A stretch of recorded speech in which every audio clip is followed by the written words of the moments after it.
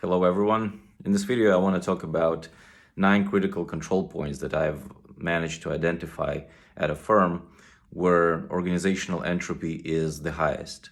And by organizational entropy, I mean inability to make use of the work. So in other words, the productive work gets lost in an organization. And I'm going to briefly talk about those levels where this is occurring most often.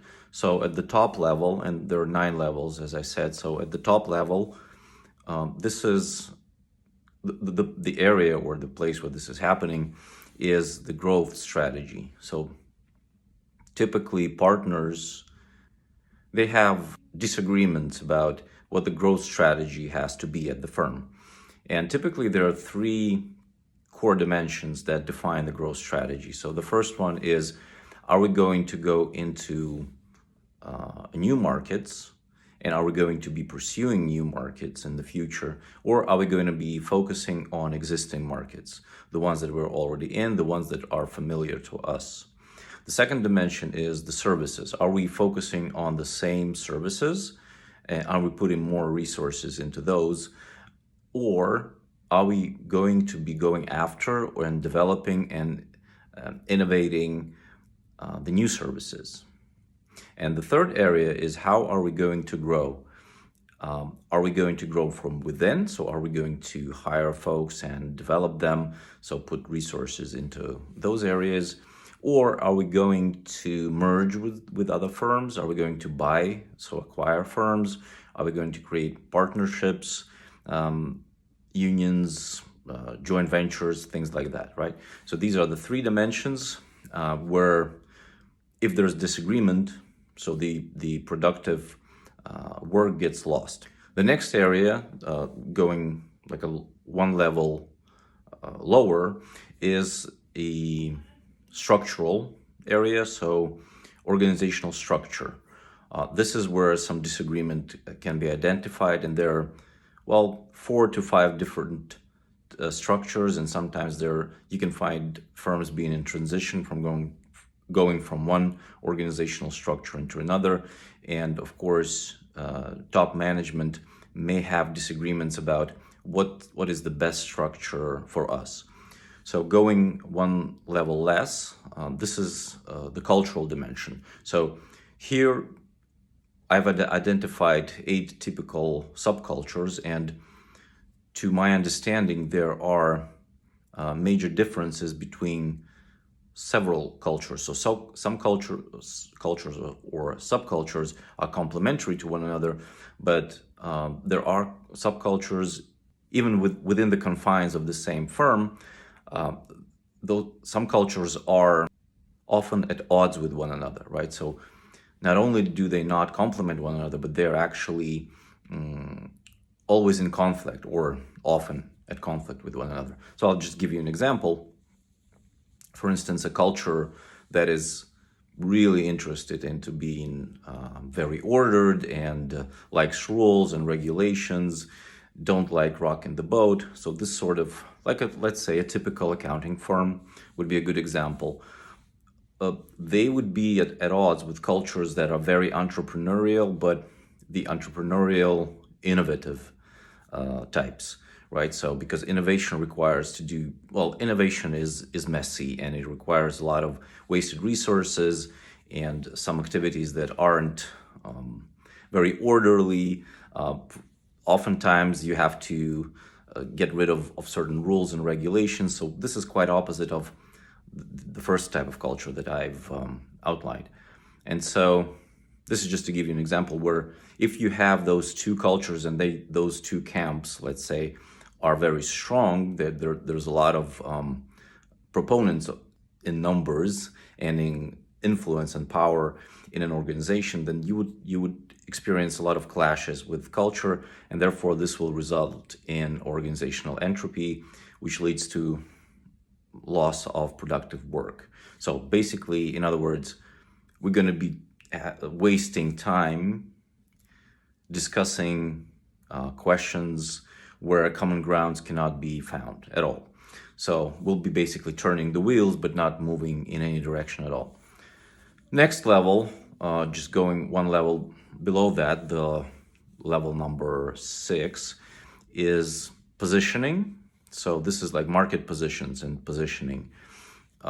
These are the areas where you might find certain disagreements. And on top of that, so it's not only the issues are with positioning strategy, so where should we be now, but also how should we be differentiated from other firms. So this is the sixth layer where organizational entropy taking place.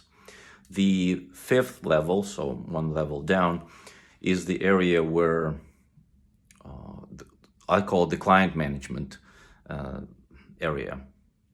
So here it's about which are the best fit clients for us, right? And in my management models, I've outlined that there are eight primary types of buyers.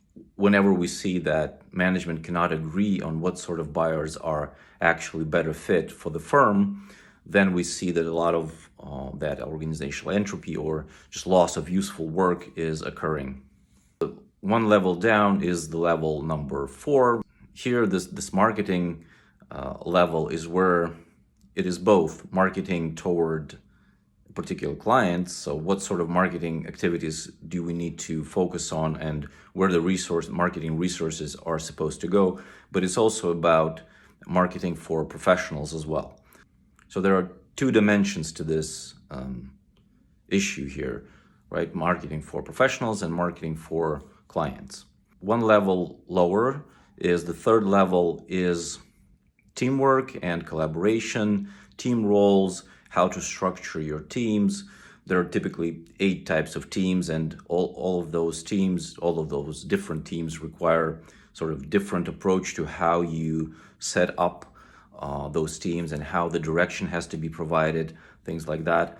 And also there are roles within the teams and how those should be structured in a way that there's little conflict and who should, start the work at whatever project the team is working on, and who should, who should allocate resources and who should be in a better position to provide expertise, and who should be the person who's completing and finishing the project. So there are different roles within the team where if they're not adjusted properly, then some loss of productive work occurs. Then the level below that, the level number 2, is project management level. So here we're touching on things like professional motivation. So how do you motivate your professionals, and what managerial roles the team leader, or if it's not a team, it's just the project manager, the supervisor, has to address in order to create an environment that is conducive of self-motivation for professionals who are involved. And also what sort of professionals need to be have to be assigned to which projects. And so the bottom layer is that goes into primarily HR level. Who are you hiring in the first place? Who are the best fit employees and professionals for your firm? So here you apply personality assessment and assess career goals and help with developing a vision for the future for the folks that you want for your firm to have. And so all of these 9 levels that I've just described, these are the areas where the productive work is lost oftentimes. But these are the areas, if you align all of them, so if you can minimize that organizational entropy in a manner that each of those levels contributes to the level above, so starting from the first to the second to the third, etc., then you can actually not only maximize the output of the work that your firm can output, but also you can identify the ways how to reorganize things with existing resources. So not necessarily borrowing more money or hiring more people. You can figure out how to reconfigure your firm in a manner that would allow you not only to unlock opportunities, but make sure that your output experiences as little organizational entropy or loss of useful work, so as little as possible, right? So I hope that makes sense. Ask me questions in the comments, and I'll provide some more information for you. All right? Thanks for watching. Bye.